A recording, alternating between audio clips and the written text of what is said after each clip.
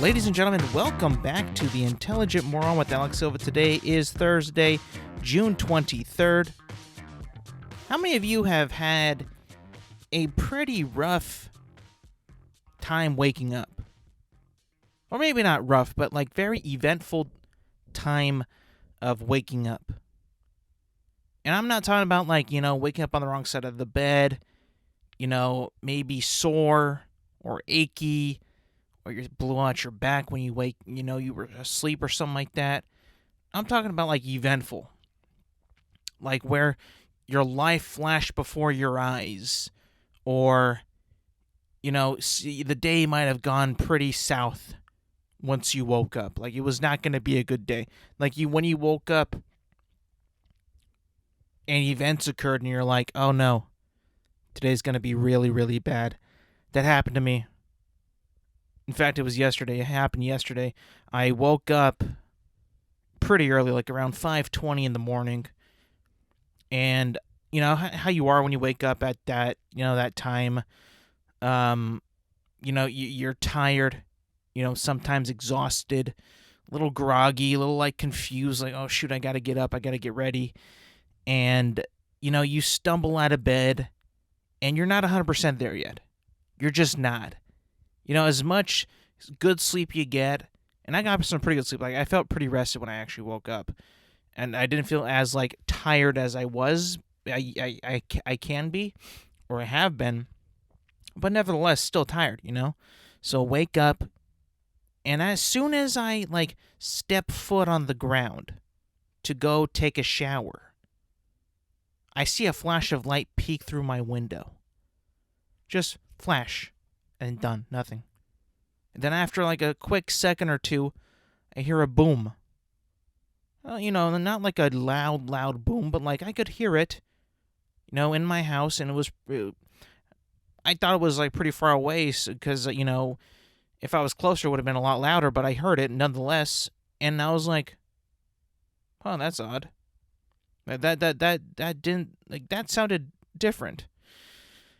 So immediately I go outside because I'm like, there's, what's happening? Because, as a person who has, a house, I don't own it, but like, just like, curious of your surroundings. You hear some stuff, you go outside and check it out. It's just like a natural thing. And I see like the horizon is like it's like a burnt orange, like almost red sunrise, or at least that's what I didn't think it was at the beginning. It looked like, kind of like a blaze of fire, or a bomb going off. Like legit, I woke up and I thought that we were being attacked. No joke, because I just saw one flash and a boom, and I go outside and I see like it's like D-Day or Red Dawn or Judgment Day, and I'm thinking like, oh my God, were we just attacked? No joke. Like it was like a cloudy day. It was weird too because it's it's in June, cloudy, and the horizon, man, it was just like like a bomb had just gone off, and it was just like like rising in the air, kind of like not rising, but it like looked like it could have been like rising. Or like it was about to like engulf the entire city or something like that. And then luckily I stayed outside a little bit longer, and then I saw more flashes, and it was just lightning and thunder. But the sun was rising in, obviously the east, and it was cloudy and like hazy, so it kind of made everything look red and orange, and I was like, oh shoot, it's just thunder and lightning. But it gave me quite the scare, because I thought that, well, shoot, like, am I about to get vaporized within seconds because of the shockwave? It takes forever to get there. And I thought, like, my life was over. Like, that's quite a way to wake up, because legitimately, like, I check the weather like maybe once a day just to see how hot it's going to be, because where I live, you just kind of see how hot it's going to get and how long you got to keep your AC on, and usually during this time, it's like all day, every day. But, I didn't see no cloud cover, no thunderstorms, no nothing in the forecast the day before. So you got to remember, when this is happening, I'm not even thinking about potentially a thunderstorm, potentially rain, potentially nothing. So in my head, I'm like, oh shit, we're being attacked. It's over. It's done. I'm about to perish in a blaze of glory, of nuclear power. It's over. Thank God it wasn't. But what a wake-up call, man. I mean, maybe it's just me being really dumb and thinking that, because why would my brain go there? I don't know. Like, right when I wake up, like, why would I think that we're about to be blown up? Like, I don't know. But it was quite the way to wake up, I'll tell you that. And it was just like, it woke me the hell up. I was like, all right, time to go. It's time to start the day. Not dying today yet, and it was fun. But the rest of that day was humid, it was hot, and then after a while it got sunny again. I'm like, okay, we're back to normal. But before that, I'm thinking, like, I didn't see no little cloud on my watch, on my phone, nothing. So I was just surprised, completely surprised. I don't know if anybody around here or who listens to this ever, notice anything like that, but, like, that was quite scary. I told some people, too, that I thought we were dead. They just laughed at me, thinking, like, why would you think that? But I'm like, yeah, I had no idea that, it was going to be like that. It was going to be this way. Like, it was just going to be, just out of the blue, just boom, like the thunderstorm. Not much rain, though, which was sad, because it was pretty hazy throughout that day. But it was cool. It was fun. It was a rush. I was like, oh. And it was also relief, too. It's like, no better relief than, like, figuring out that you're not going to die, right? Especially, like, if it's like, oh, we're being attacked. I was just waiting in that moment for, like, sirens to go off and, like, people to start freaking out. Police sirens, stuff to happen, dogs to be barking. And it was funny because in that entire moment, I was just waiting and then watching it happen. There was no dogs barking, just birds chirping. Just birds chirping and no dogs barking. Like, this is spooking the dogs, I guess. The dogs don't want any part of this. And it kind of reminds you of, like, remember when, like, in that movie, The Day After Tomorrow, when that was about to hit, like, the dogs and the animals were, like, just going crazy. Like, they couldn't shut them up. And, like, right before it hit, and then as it hit, obviously, like, shit hit the fan. And, it all went to shit. But, yeah. I don't know. I just thought it would have been, like, more of a build-up. Stuff like that. But, it was fun. It was fine.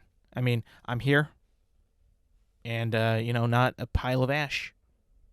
Like I could have been. I mean, could you imagine that? A day without this show.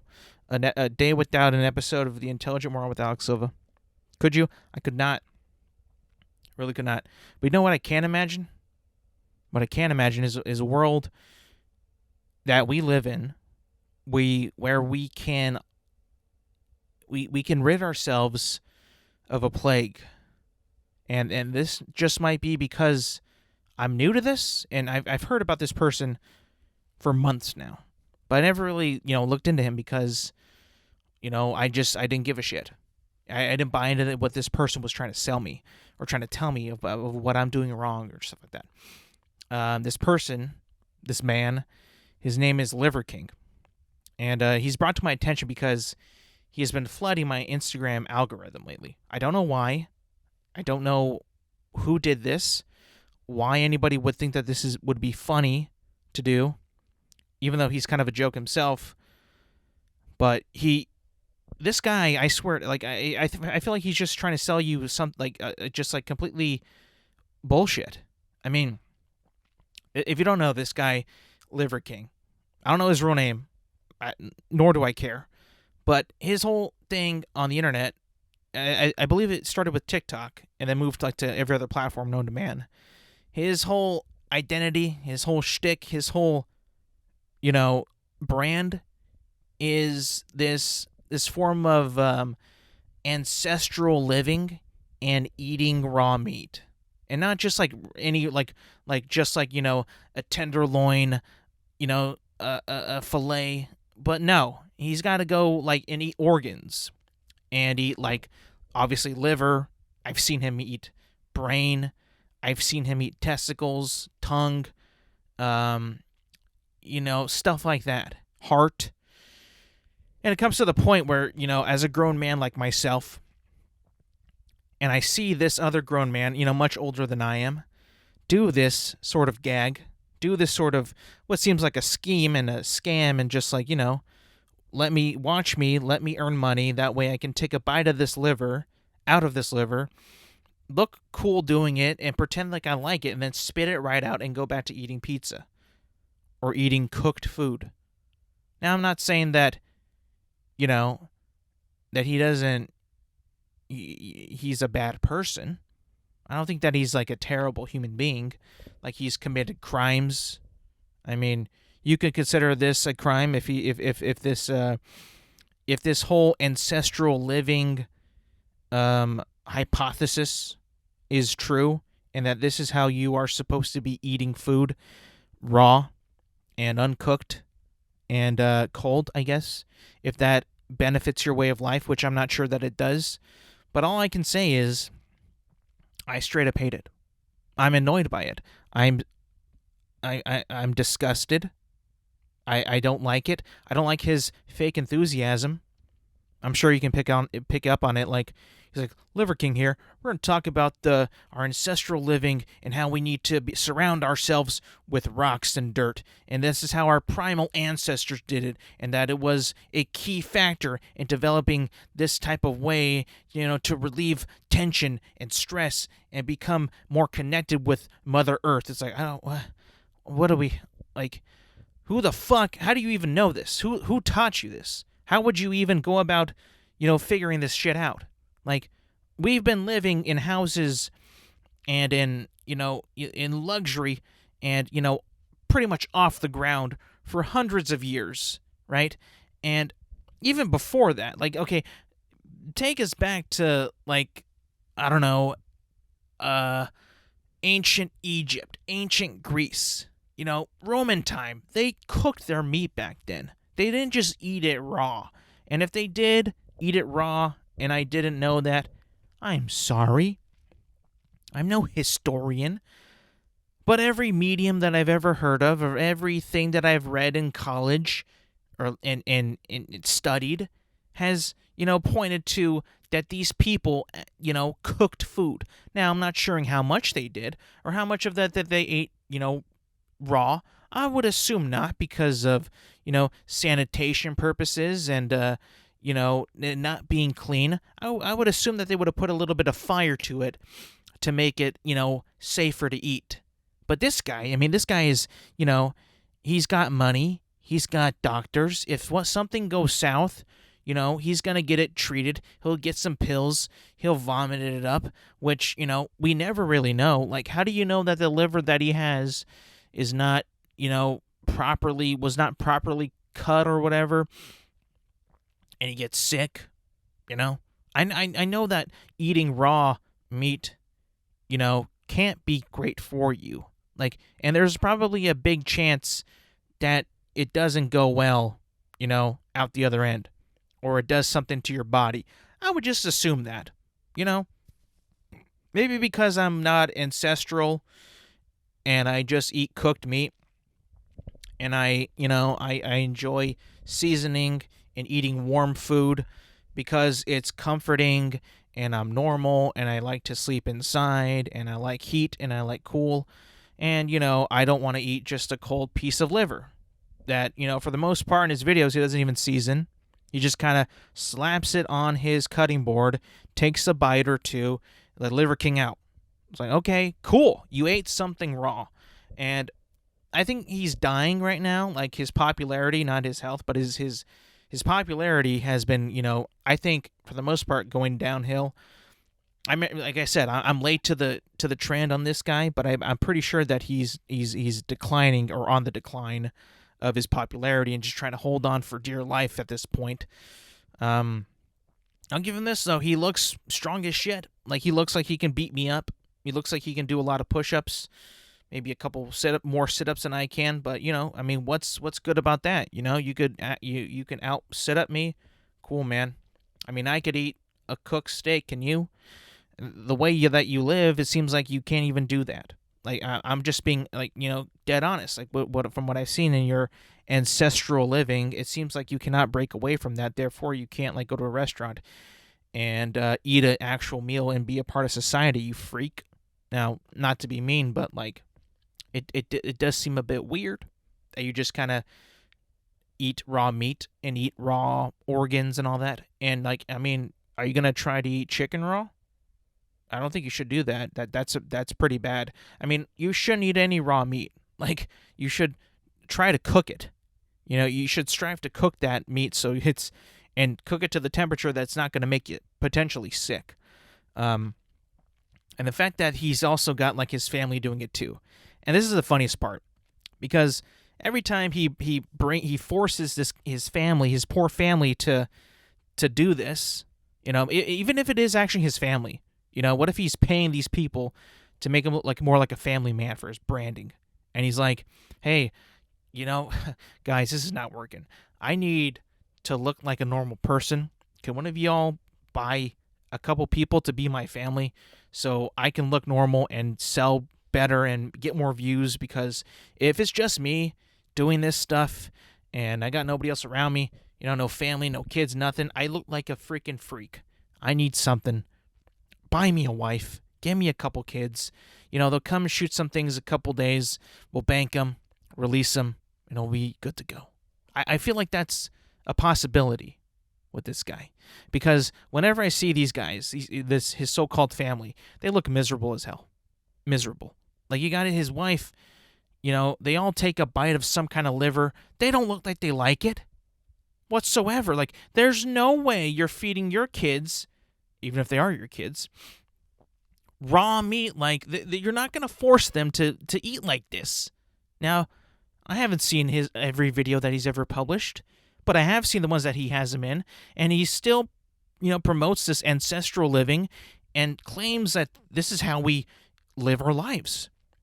But I just don't buy it. I don't buy this guy. I don't think anybody does. And people who like his videos, it's like, yeah, man, you're the best. You rock ancestral living. Like, I think that you need to be, like, honestly, like, look at yourself in the mirror and be like, well, am I going to be like Liver King? Do I want to live like Liver King? It's almost like living like Larry at this point. And I think it's even funnier. It's like when he's not eating raw meat. He's doing other ancestral things. Like, instead of a weight, he'll lift a rock. Or instead of, like, going on like a run on a treadmill, he'll like run up a hill, and he'll drag his family too. Like, one time I saw a video, and he has his entire family behind him just carrying a rock up a hill, and you can tell the entire time he's putting on a show, right? He's promoting ancestral living and living like Liver King, and his wife and his kids are just miserable. You can see it on their face. They hate it. They're like, this isn't even my dad. This is just some guy I'm working for. I think. It could also be his family. In that case, you gotta love the money. But it's like, Dad, what the fuck is this? I don't want to be liver boy or liver wife or liver queen, whatever the hell she's called. Like, I just want to be me. I just want to be boy, and I just want to be queen. I feel like that ancestral living it can't be 24/7, right? I mean, I feel like it's almost like a drug, right? It's like when you want to take a drug in, moderation, if you choose to do it in moderation. I feel like that's kind of like what the ancestral living is like. You can't just do that like every day, every week, every minute of the day. Right? I just feel, like, why do you use social media to promote your shit if you're all about ancestral living and being like primal and shit? I mean, this TikTok is not being primal, bud. You're being very 21st century modern day man, modern human, You living in a house that people build for you. is not ancestral living. You got to live amongst the stars. You have to live in a hut. If even that, is that too advanced for you? Like primal and ancestral. I'm thinking like, before humans evolved to be able to talk. Like you ancestral, primal. Like what the fuck is even that? Who thought of this? And like I said, I know his numbers are on the decline, but he's still got a lot of followers and a lot of likes. A little too much, in my opinion, and it needs to stop. It's got to stop. Now, that was a bit of a rant. I just had to point out this thing that I saw, and I was like, I can't believe that this guy exists.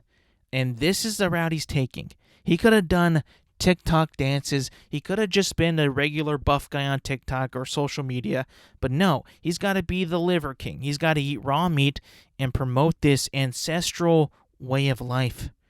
That, honestly, to me, just seems like a bunch of bullshit. And, like, he still gets views. He still, obviously, I view it because I just can't believe that what I'm seeing, because I honestly get a kick out of it. Like seeing him eat raw meat and clearly not enjoy it.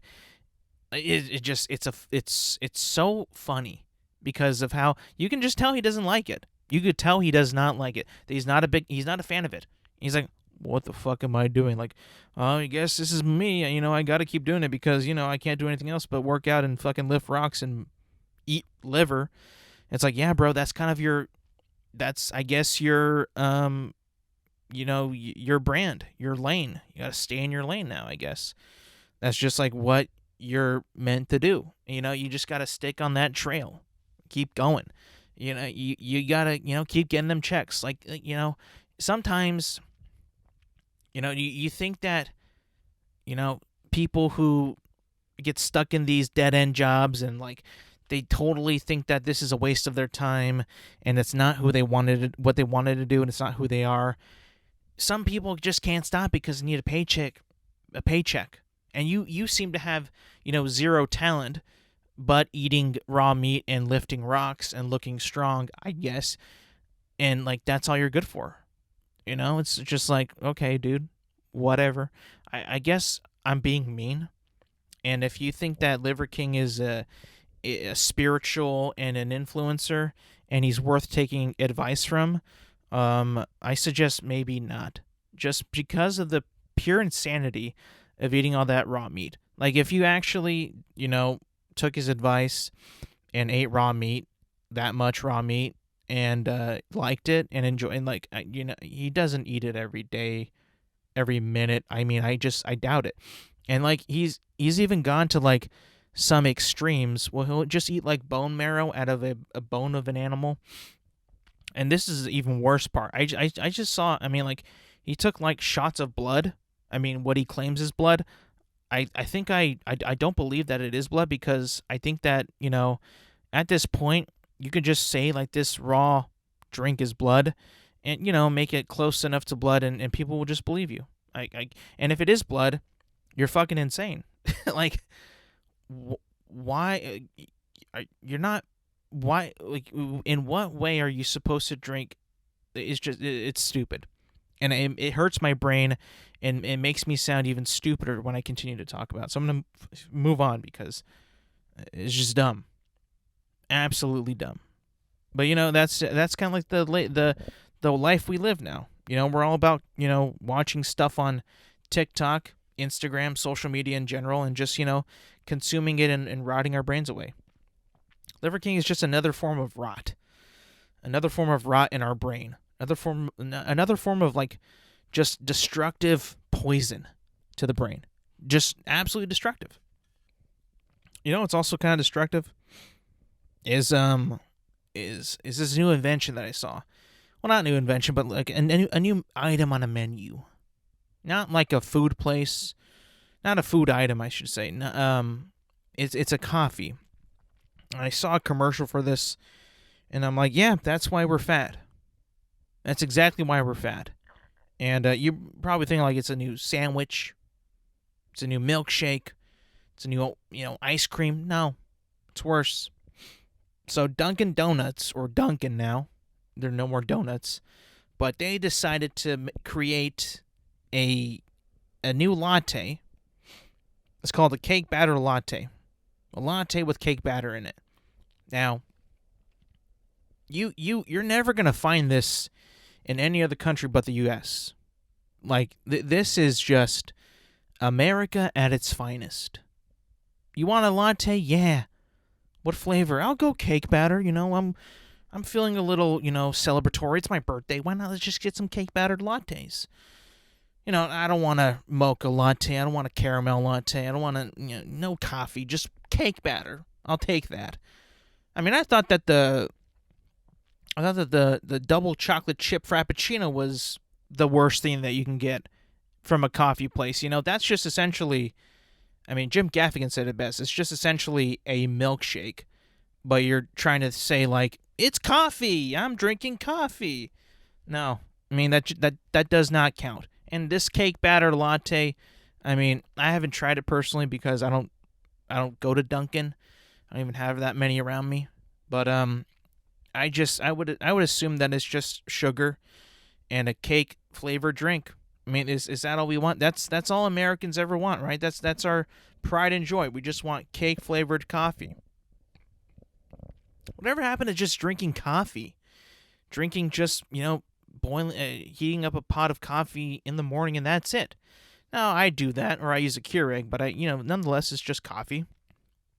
Well, what's up with all these sugary drinks that people just love to consume so much of?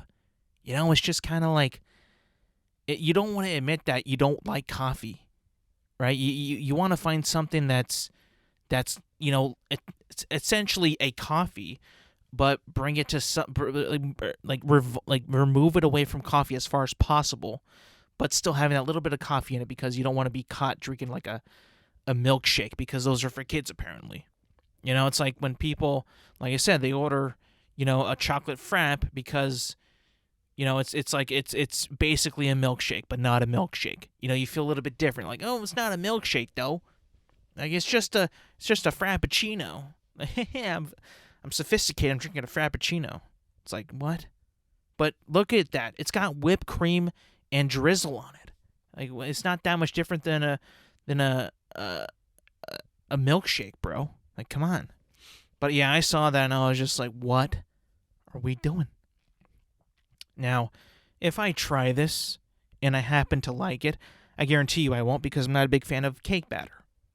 And first of all, why is it called cake batter? Like cake batter is raw. You're not supposed to be eating cake batter. You eat a cake when you cook it. Like when that cake batter is cooked, it's now called cake. You can eat that. So I don't know why it's called cake batter. I have no idea. Why you can't just call it like a cake latte? Why you got to put cake batter in it? I have no idea. Remember cake pops?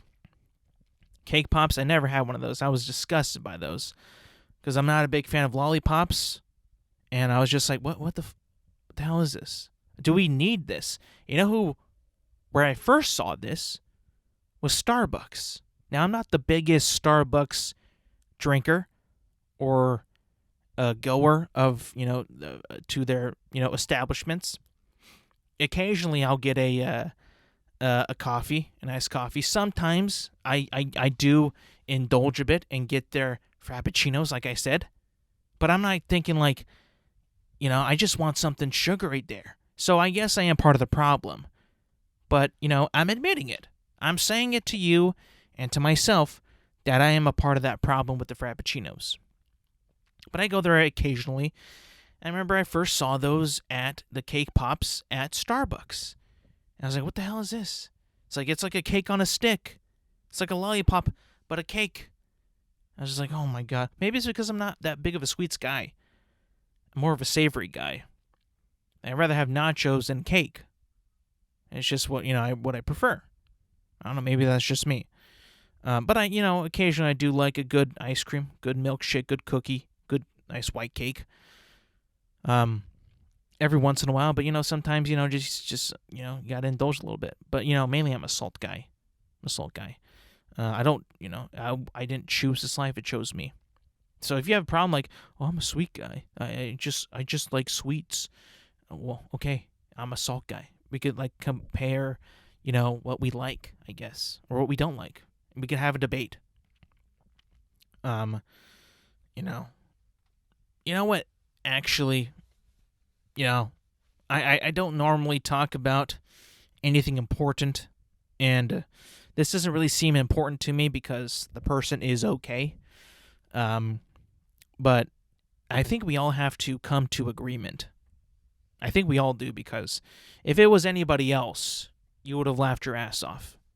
Anybody else, you would have laughed your ass off. And it's just in generally a funny thing to happen and to witness and to see. Like, it doesn't happen that often because people are usually good at this, particular thing. And especially if like you're in public, you never ever want to do this. And when it does happen, it's funny. Just as long as it's like not like life threatening and like the person's okay, it's all cool. It's fine. But Joe Biden falling off that bike, that was absolutely hilarious. And the fact that if you're like, you're like trying not to laugh, just laugh. It's funny. The way he tumbled, it was like Humpty Dumpty. He just fell. He's like, I'm surprised he didn't crack, but like, he just fell, got back up. He's like, I'm good. Try to like be as normal as possible. We've all been there. We've all tried to do that to make it seem like as normal as possible. Like, hey, I fell. Yeah, it's normal. And try to just, ignore it. That's always the funniest part, is when somebody tries to, well, first of all, falling is funny. And the person's like, oh yeah, so what were we saying? Yeah. It's just it's just like, it's like fight or flight. You do, something happens, you gotta do a quick reaction to what just happened to you. But anyways, not, and this is not political, by the way.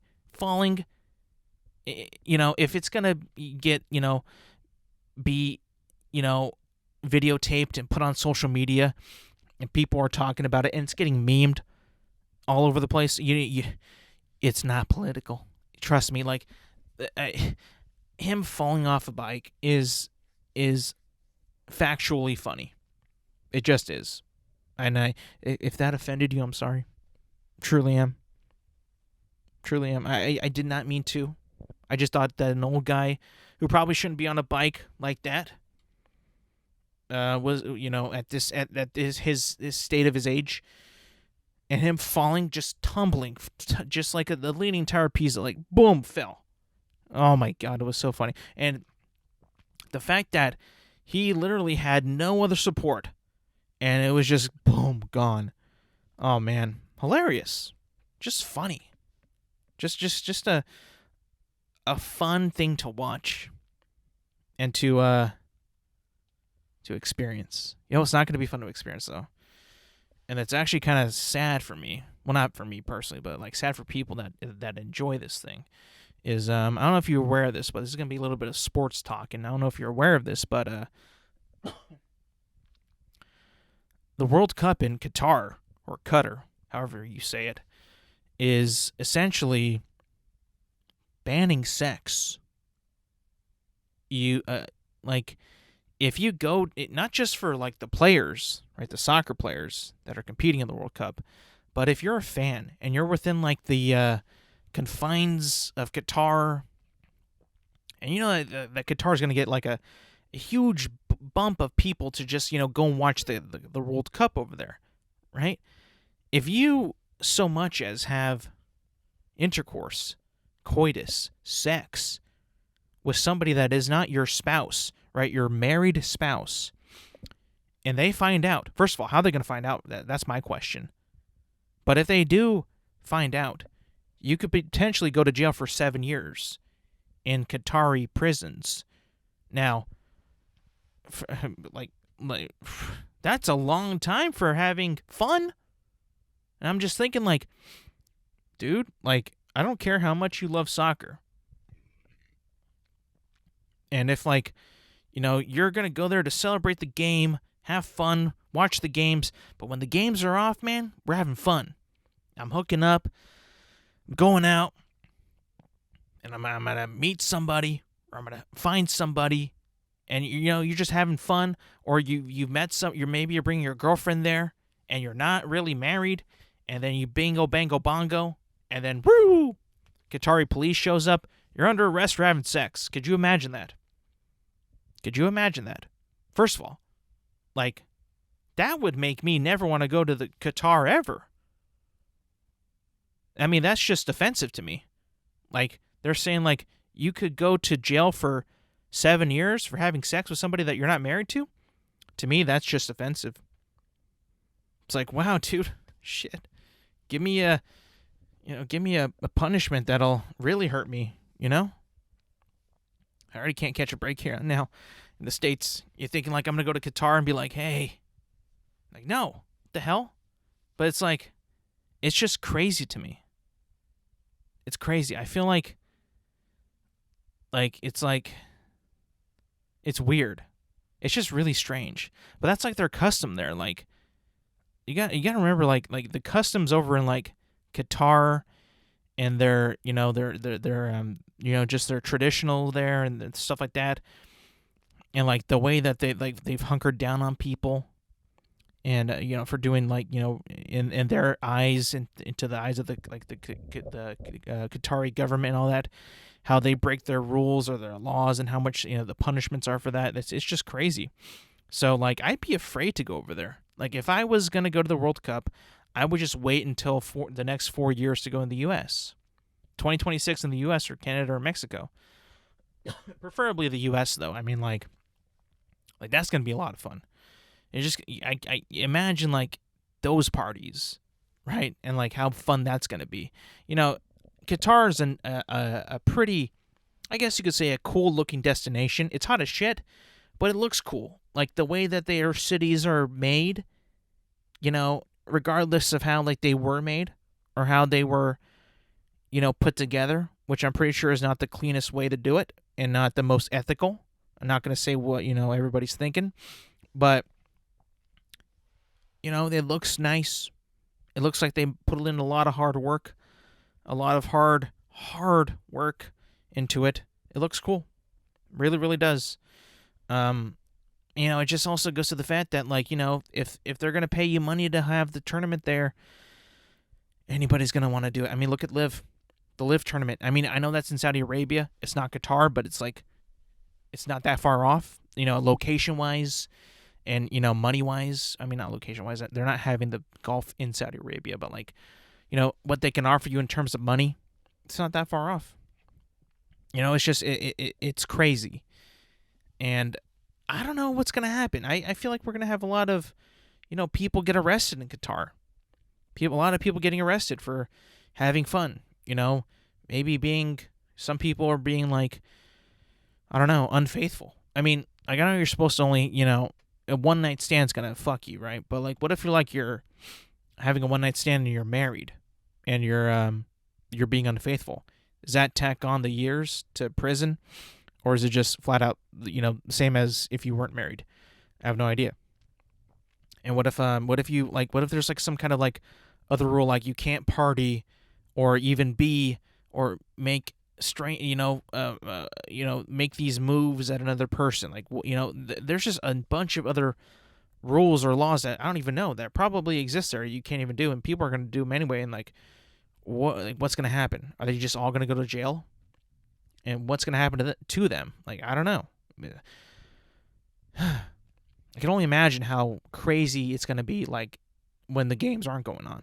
Like, what's going to happen and how that's going to affect how people, I guess, like, live their lives over there. And they're not going to be there for, like, ever. The tournament's, like, a month long, but still, it's like, it's a whole month out of your life. I mean, what are you going to do in your free time? Soccer players get bored. What are you supposed to do? They're not all married, that's for sure. So what's going to happen? I mean, what do you think is going to happen? You know what's going to happen. So who's going to go to jail? How many people are going to go to jail? I'm going to guess a lot. Honestly, I'm going to guess, like, a ton of people are going to go to jail. Definitely sounds like a no fun tournament. But hey, that was agreed upon. That was proved. That was greenlit. FIFA was like, yeah, do it. If you can build a nice ass stadium to host our games, we'll fucking go. As long as it looks cool, put on a show, we'll do it. I just it's bizarre, it really is. It's like back when, like, obviously we know, like, people and the Qatari elites have not been so nice to people and how they got their shit done and stuff like that. It was almost like kind of weird how we also had the Olympics in China this past what was it, winter? That was also kind of bizarre. And after they finished, boom, you know what happened. So just kind of weird. Just kind of strange. You know what's also very strange? And I'm like, I would say, like, I'm a pretty big fan of Game of Thrones.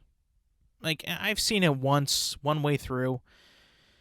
It was after it concluded, and I was just like, you know what? I'm gonna give this show a shot.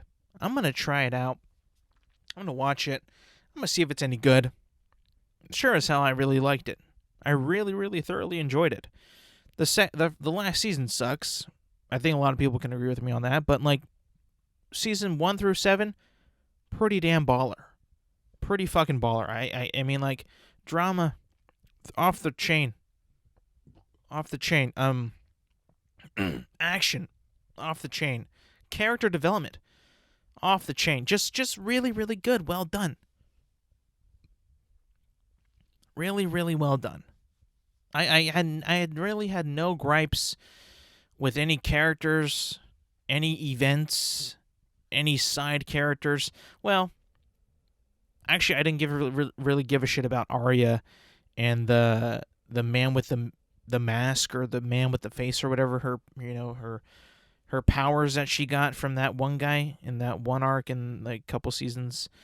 I didn't really care for that, but besides that, fantastic show. I mean, I've never been a fan. I never thought I would ever, like, buy in to be a fan of the people in that show just because of how many people talked about it. And I was like, is it really that good? I mean, do I have to watch it? Do I really need to watch it? And I was like, yeah, oh shit, it's actually really good. I love Jon Snow. I love Ned Stark. I loved Robb Stark. May they all rest in peace. Oh, spoiler, sorry. But yeah, it's a fantastic show. Great show.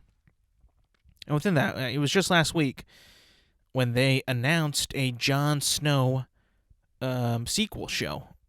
And I thought that I don't know about that. I mean, don't get me wrong. Like, Kit Harington is, like, in on it. He wants to do it. They're thinking about it. They not thinking about it, but I think that they're going to be going forward with it. And I was just thinking, like, to myself, like, part of me wants it just because the ending of his arc, to me, was very unsatisfying. I feel like it kind of went it kind of pissed it away the last season, in my opinion, but I did not hate the last season as much as most people did. I certainly think that it's a major step down from previous seasons and just the entire show previously. I don't hate it, but I wouldn't want to watch it again. You know? Like, it's hard for me. It's hard to put that into words. Like, I don't hate it as much as some people do, but I wouldn't, like, say, like, I don't have, like, that true passionate hate, like they would, like, kill it if it was a thing.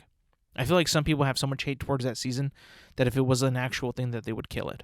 I don't have that kind of hatred, but I wouldn't watch it again for fun. Like, I would probably just stop after season 7, and then just kind of read what happens after that, and just see how it goes. Maybe I'll actually like it better that way if I just, like, read about it and never actually watch it. Like give me the main points of what happens after. Okay, this happened. Oh, okay, really? Okay. Like, I feel like some of that just whole, like, last season just, felt rushed. And you could say the same thing about season 7 as well. Actually, I felt it. Really did feel it. I still thought it was an overall good season, but a really good season. Like, really good things happened in that. But it definitely did feel rushed. And especially because when you come off the first 6 seasons, they're just so detailed and layered and intertwining stories and characters and plots and arcs. It was just brilliant television. And for it to, I guess, kind of like jump around and go very quickly was just like, oh, that kind of hurt a little bit. Like, we had something going here, Game of Thrones. Like, this was such a beautiful thing that we got here. And now you're going to fucking, go hypersonic on me? Like, what's going on here? I don't want to see this entire thing play out this quickly. Like, milk it more. Do your thing. It never did. Not again. But, nonetheless, this Jon Snow show is just one of, I think, 3 or 4 more. I know they got a couple more coming out. One's coming out this August, House of the Dragon. Super excited for that. I can't wait for that one. Legitimately, like, I'm actually really excited for that one because I'll be watching it with the fans as it comes out because I have HBO Max, baby. Sponsor the show, please. I can't wait for that one. There's one called 10,000 Ships, I believe. Don't know what that's about. Another one called Something in the Pig, I think. Maybe I'm wrong, but it's called Something and Something. Let me figure out what that is, because I can't look like a fool on this show. At least not this big of a fool. So, let's see. Game of Thrones spin-offs. Every spin-off from this show. Hopefully this article has it, because if it didn't, this would suck. Let's see. Like I said, House of the Dragon is one. Jon Snow is one. Give me another one, please. Here we go. From Variety. This is where I saw it. Let's see. And then we said 10,000 Ships. That was also one of them. Come on. Give me House of the Dragon. Tales of Dunk and Egg. Don't know what the fuck that is about. And Flea Bottom. Or 9 Voyages. Wait, hold on. Tales of Dunk and Egg. 10,000 Ships. 9 Voyages. Flea Bottom. And an animated series. So far, besides Game of Thrones, we have House of the Dragon, Tales of Dunk and Egg, 10,000 Ships, 9 Voyages. So that's 4, and Flea Bottom, right? And then Jon Snow. That's a lot of Game of Thrones that's coming out. I hope that it doesn't become like what The Walking Dead was. I kind of feel like whenever shows have the main show going on, then a spin-off show also coming out, I feel like that just kind of divides audiences, or the audience. Because then they start to compare one show to the other, and it's like, why are we even fighting about this? I like this show more than the other, and it's like, no, fuck you, this show's better. It just kind of divides people, it divides the fan base, and it's like, well, why do we have this? It's almost like when the Star Wars stuff was coming out, when you had, the sequel trilogy, Mandalorian and all that stuff coming out, they just kind of competed. Now I know that's just how media company, or how production companies and movie making and television shows are just made nowadays, because the more the merrier. The more stuff you have out, the more money you make. But I also feel like, just like when that stuff happens and when that just continues and when it gets bigger and bigger, like what Game of Thrones is going to do. I mean, like I said, just like 5 or 6 shows, new spin-offs is like, that's crazy. That's like Game of Thrones overload. Like, why did it take you like this many years to do it after you finish Game of Thrones? But at the same time, I'm like, well, maybe take a little bit more care with that. Maybe take some care with that. Don't rush it like you did the last couple seasons, especially the last one, which I don't hate, but I wouldn't rewatch. I would not rewatch. There's some cool stuff in there. Don't get me wrong, but in my opinion, the way it ends, the way it goes about, not worth the rewatch. 1 through 7, yes. 8, no. All right, last thing before we get out of here. This is big. It's a review, a big review. This is a review of Obi-Wan Kenobi on Disney Plus. The finale just aired. Finale, the ending of the 6-part series, the final episode. And I've seen it all. I've seen the entire show in its entirety, from start to finish. And like I said, the first 2 episodes, when I first talked about it, gave you my first impressions of what I thought of it. I was worried. I was worried about the show, the direction that it was going, the way that it looked, the way that I was just, I wasn't fully sold on the show from the first 2 episodes. And like I said before, I'll say it again. First impressions are so important, that they're completely important. And I felt like with those first 2 episodes was not a good first impression. Truly was not. Now, being at this point, being now completed with the show, right? The series is done. There's been some rumors that, and people, Hayden Christensen, Ewan McGregor, saying that they would love to come back and do another season of the show. Now, is this just how Disney Plus is going to do their shows from now on? Like, just say it's going to be a limited series and then become another season, do another season after it, because is that just what's going to happen? Is that their motto now?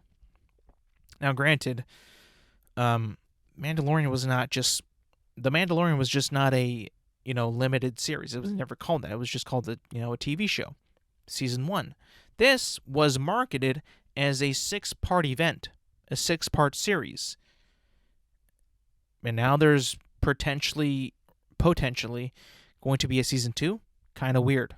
I'm intrigued. I would like to see another season, but I think it's just kind of weird how they went about it like that. That's for another topic, though, when more stuff comes out about that. Back to the show. Back to Obi-Wan Kenobi. I think where I can put this show, if I had to rank all the shows, I would do Mandalorian number 1 for sure.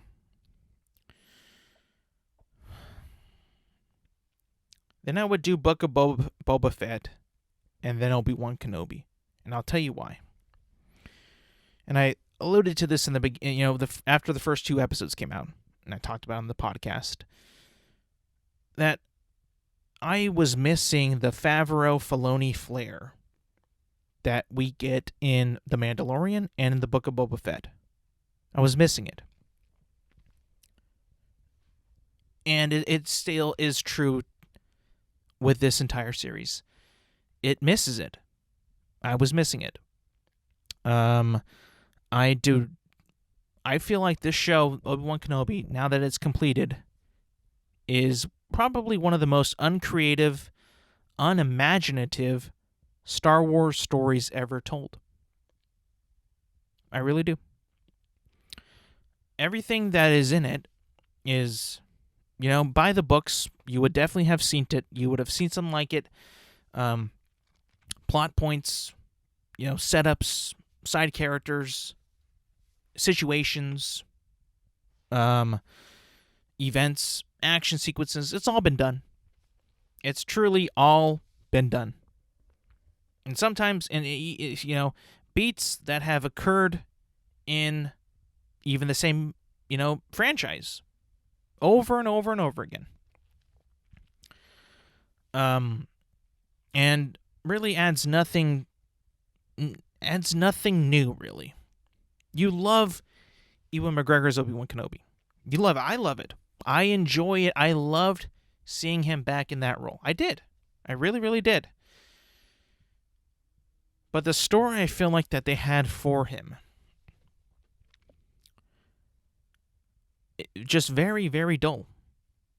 And like I said, uncreative, unimaginative, very gray, very kind of boring, actually. And, like I said before, this is supposed to be the body and blood of Christ of Star Wars. I mean, you got Ewan coming back as Obi-Wan, Hayden coming back as Anakin / Darth Vader. This was marketed to be the battle of the century, or the rematch of the century. It was marketed that way. And I gotta tell you, man, this show is it just for a lot of it is not very good.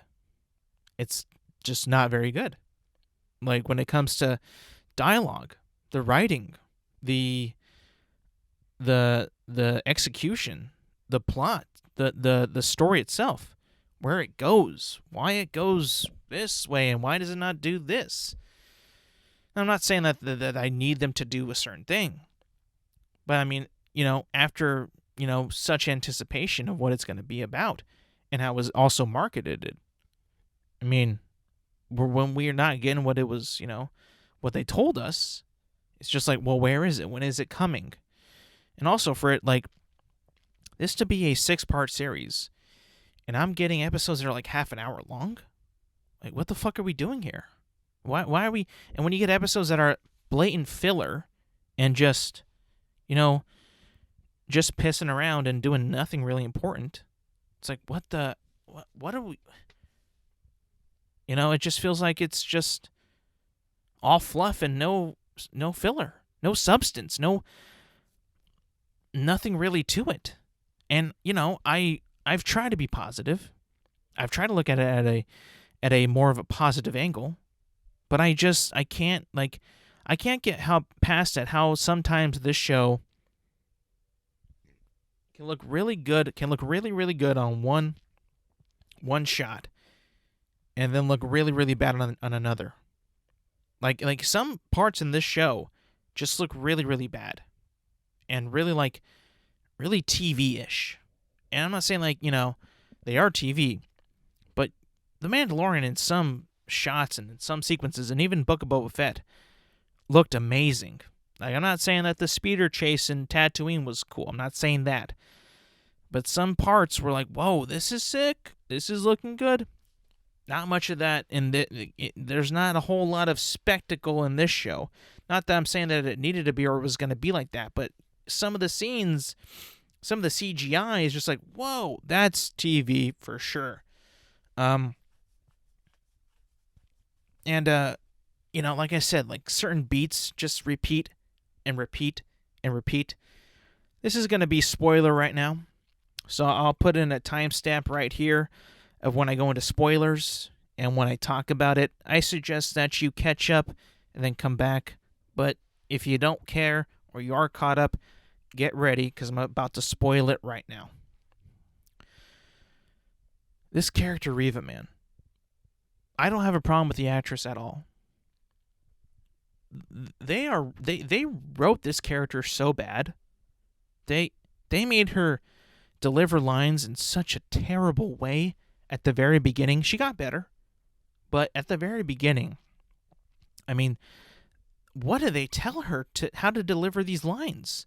I mean, I'm just like thinking like, oh my God, like you can tell like she's trying to act here. Like what the hell's happening?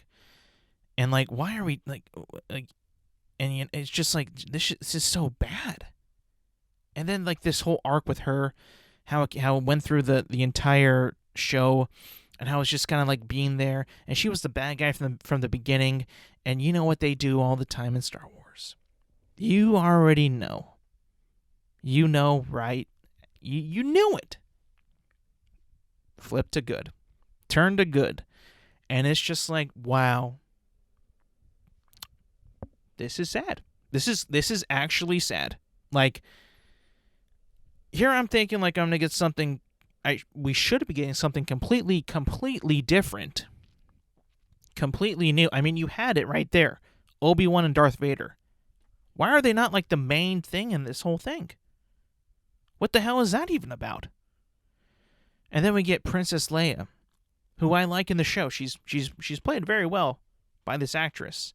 And it's a delightful part of the show. But it's like, she gets captured again, and it's like, why the fuck is this another rescue mission? Why is she being interrogated by another evil person, in this case Reva, just like she is almost going to be in A New Hope?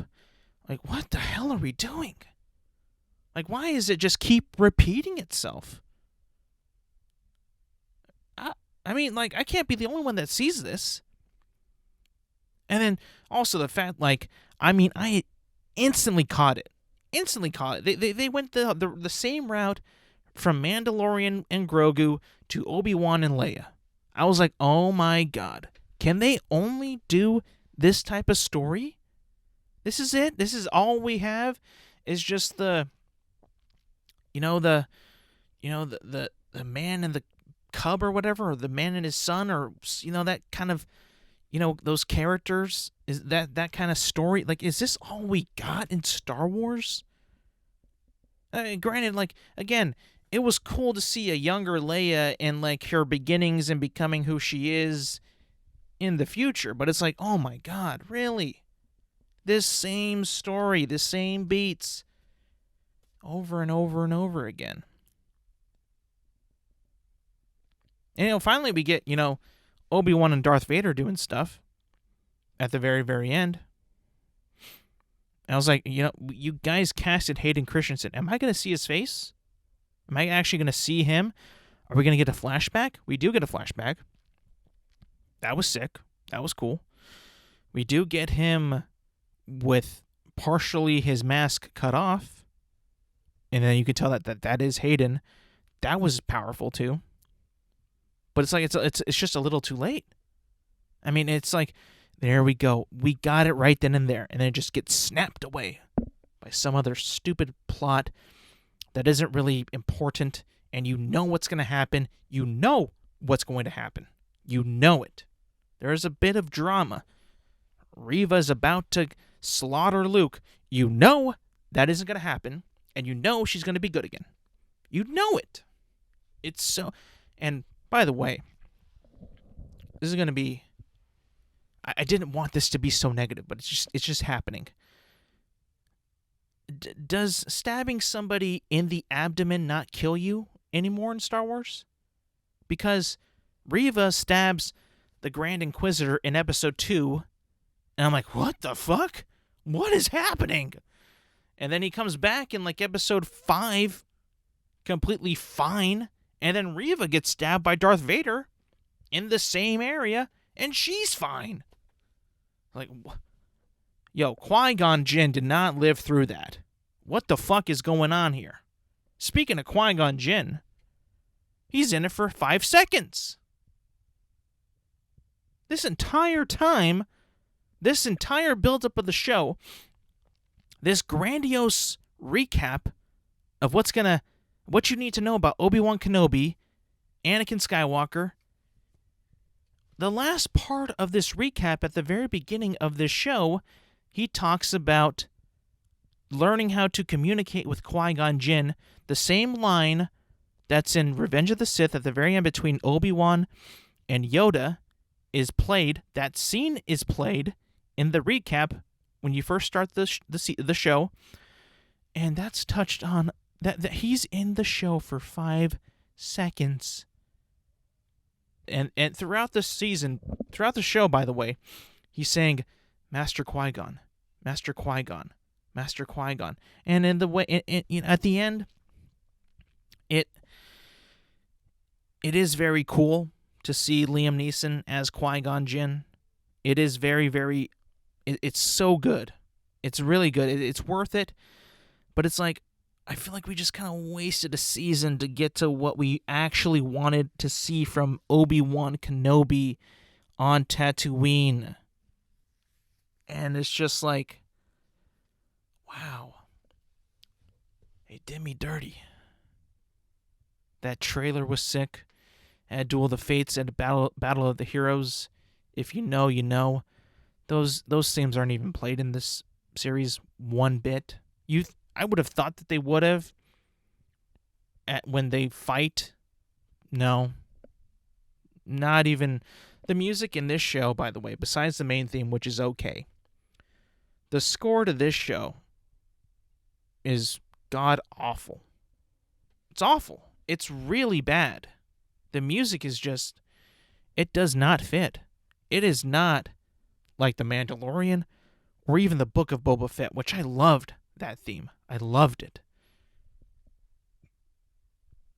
This is nowhere near. Like I some selections of the music and some of the scenes really didn't fit. And overall, as a show, it's just like, it was very like, they wanted to build up Reva. They wanted to build up this and that. But it's like, why are you doing it in the Obi-Wan show? when we're supposed, like, you got Ewan McGregor. This is what we're here for. We are here for Ewan and Hayden. What's going on here? I'm not saying, like, again, I don't hate this I don't hate this actress, Moses Ingram. She seems like a great person. The way that this character is written sometimes is like, what is happening? This is just, like, not fitting. And the way that she's supposed to deliver some of her lines is like, oh my God, why did they tell her to do it like that? This looks terrible. And, if I was to really sum up this show, and I've said it many, many times, unimaginative, uninspired, and non-creative. This was just a put it out. Let's give him Obi-Wan. We won't have a story really, but put it out there. That's what the fans want. It's like, no, I expect a little bit, a much better story from y'all than what we got. I don't know. Maybe I'm being very negative. Maybe I'm just a little sour. I thought it was, fine. Definitely wasn't what I wanted it to be. Definitely wasn't hype. The hype from this was, I was ready. Let's go. Obi-Wan. Fuck yeah. I'm not saying, like, we got no Obi-Wan, but, we got him just doing a lot of, side stuff. Saving the princess again. It's like, and we get that in episode 4, really? Kind of did that already. I don't know, man. I don't know. There's just a lot of stuff in it that the show's also, like, goofier than you would think it would be. Some of the comedy in it, even though there's not that much, is not on point with, like, actual Star Wars. It feels like a little bit of a little bit fan fictiony sometimes, whereas Mandalorian, Book of Boba Fett doesn't really feel like that. It feels like that all has a purpose. It feels like it all, like, mattered, and it feels like it's in that universe, and it feels like it's real part of that. Some of the parts in this just feel like a little superhero-y, and it's like, oof, I don't know about that. But, I guess that's my review of Obi-Wan Kenobi. Definitely not great. It's alright, I guess. Would I rewatch it? A couple scenes, yes. A couple moments, yes. I mean, I won't. Don't get me wrong. There's some really good moments in this series. There's some really good moments, but there's a lot of just unnecessary stuff. Like, really, like, overdone stuff in the world of Star Wars. It's like, what? Why this again? Why is she good? What? I think we can all agree that we're done with that. The turn from bad to good. It's like, enough of that. Enough. It makes me not like the character because it's just such a cop-out. And again, it's not the actress's fault. It's just like, why do they keep doing that? Why? It's not fun. You did it with Darth Vader already. You did it with Kylo Ren. Ruined that. And now this again. It's like, what on earth? What's happening? Not to end on such a negative Nancy note, but final review. Not good. Just okay. Just okay. I don't know. Definitely a little underwhelming. Pretty underwhelming, actually. Underwhelming show. I'll admit it. It's just underwhelming. Definitely feels like, it felt like they just needed to get something out. And they got it out. Kudos. Congratulations. Yay. But was it really that great? No. And it's sad. Because they got Ewan back, they got Hayden back, and it's like, wow. All right. Don't get me wrong. When those guys are on screen, I'm happy. I am happy. But the overall story, the other characters, the other situations, how it was going, how for sometimes the episodes just were wasting time. introducing characters to never being seen again, doing repetitive things that in Star Wars they just want to keep doing, like little side quests or little, things that, just flat out are stupid. Like there's a scene when Obi-Wan is trying to sneak off an Imperial base, and he's straight up disguised as an Imperial officer with like a trench coat, an Imperial cap, and in that trench coat he's like smuggling Leia, which is like he makes him all fat and shit. It's like, what the fuck are we doing? This is so stupid. Why is this happening? Who thought of this? This is so stupid. Like, and the part when like a stormtrooper gets just slapped in the face and he just goes down. What the fuck's the point of the helmet then? I swear, like, you might as well not even cast stormtroopers, because it's just embarrassing now. You got to the point where it's like, I know that the evil henchmen and the heroes are supposed to beat them, but to make them look as bad as they look is just like, it's just pointless now. Just don't even put stormtroopers in. It's not. I don't want to see that anymore. And if you're gonna put them in, just make them look like they can shoot some things. Why not have some stakes where maybe a couple of them take out some pals or take out some of their friends, make them actually an obstacle. At this point, I'm sick of them. But they won't do that though. They won't do that. It's part of their brand now. Make them look stupid. Why? Because they're the bad guys. All right. Clearly no imagination. All right, that's going to be it. That's going to be it for the show today, people. What was that? Episode number 70-something, right? Let me just check that real quick. Episode number 73 of The Intelligent Moron with Alex Silva. Thank you for listening. Thank you for watching, everybody. Remember, you can find the podcasts and even, the YouTube form at Intelligent Moron with Alex Silva on Apple Podcasts, on Spotify, YouTube, all at the same name. Remember to like, subscribe, review, comment, share with your friends, do all that good stuff. Spread the word of the Lord. And let's get this podcast number 1. And, always you could DM me a message if you want me to talk about something. Anything really. I'll prove it, obviously. As long as it's silly and we can have fun with it, I'll do it. And yeah, we'll talk about that on the show.